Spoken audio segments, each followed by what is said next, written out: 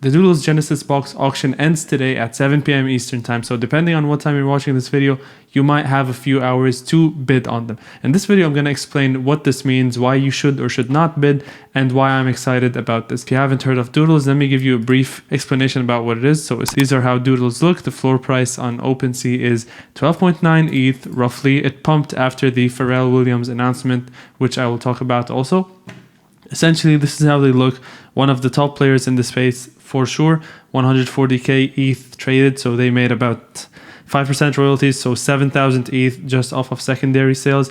Not to mention their other collection, which is called Duplicator, and then the third one, which is Space Doodles, which I believe you can turn your original doodle into a space doodle and back, depending on what you want to do. That's why the floor prices are very similar. So this brand is trying to go mainstream, and it kind of is. What they did in NFT NYC was awesome. Doodles in NFT NYC was definitely the one I heard the most buzz about. Everyone was super excited about what they were doing. And overall, this is a really good sign because this shows you that they're putting in a lot of effort. Also, they definitely do have the funding for that. Also, I do have a few concerns about what's going to happen after the Genesis box mint happens. And this concern is regarding the holders of Doodles. No doubt that the bear market has hit every project out there, and Doodles was no exception. However, as soon as they announced Pharrell Williams becoming chief brand officer, the price skyrocketed from 8 ETH almost to 13, 14 ETH. It even pumped a bit more, but for now, it's sitting at 12.9 ETH, which is still extremely solid. So what is a Genesis box and what are you getting if you win the NFT? It's going to be a box of wearables for Doodles 2, which is second generation for Doodles, which essentially is going to be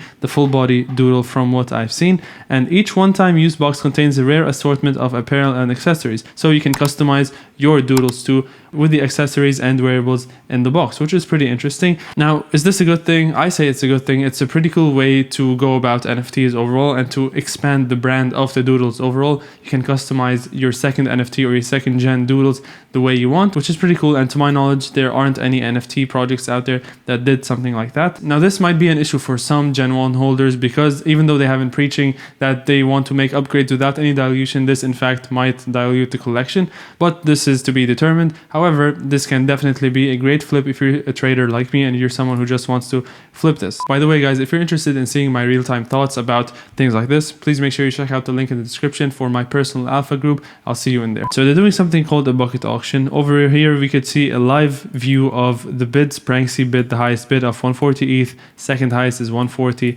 and then etc. So what this shows is that there are 2,729 bids winning and 393 not winning, and the current price is 0.14. Now, what does that mean? Let me go into the what is the bucket auction in the FAQ and explain it. So, simply put, it's an auction where bidders can bid however much ETH they want in their initial bid and optionally increase their bid. The number of NFTs for sale and the auction time are both fixed. At the end of the auction, a clearing price is determined, which would be the 0.14. This is the clearing price, is determined, and successful bids above the clearing price will receive NFTs along with the refund of any ETH remainder from calculating individual user bid clearing price. Now, this is awesome. What this means is, let's say you bid half an ETH. I'm going to bid in a bit and you'll see what happens. So let's say you bid half an ETH, 0.5 ETH, and the clearing price at the end of the auction would be 0.2 ETH, for example. What happens is you will receive 2 NFTs because you bid 0.5 and the price is 0.2. You will receive 2 NFTs, aka 0.2 times 2, so 0.4, and then you will get a refund of 0.1. And I think this is awesome. Let's say you're someone who would just bid 0.2 ETH and then the clearing price was 0.15 ETH, then you would receive a refund of 0.05 along with the NFT, which is awesome if you ask me. It's almost 100% risk-free. Obviously, none of this is risk-free because let's say you mint at 0.2 and then you get an NFT and it drops below 0.2. This is something we definitely cannot control. But overall, for these people who are bidding the highest bids, I mean, it's a no-brainer for them. So, but as you can tell, there are 2,739 people who are winning the bid and 393 who are not. If you lose the auction, let's say you bid 0.3 and the current price goes above 0.3, what happens is you will just get refunded the money. You won't lose anything, probably some gas. I'm about to find out how much it will cost in gas, but that's about it. So for me, it's a no-brainer. I am going to bet 0.5 ETH, and if I hit, that's awesome. If I don't, that's fine, but chances are I will hit this and I will get a refund. So let's say again, if I bet 0.5 ETH and it goes up to 0.3, the clearing price, which is this one, would be 0.3. I would get the NFT for 0.3 and I get 0.2 back because 0.5 minus 0.3 is 0.2. So let's start by trying to bid right here.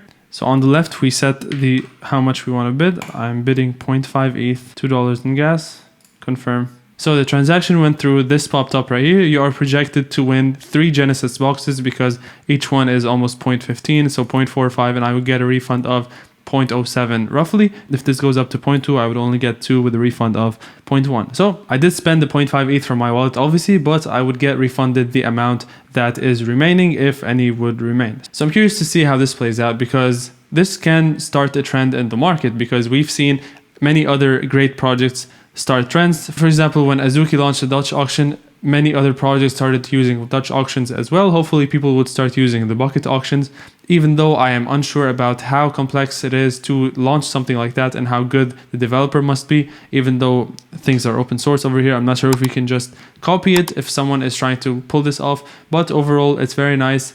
It's definitely innovative, and I'm looking forward to see how this plays out. So I hope you enjoyed the video. Like it if you did, and I'll see you in the next one. Peace out.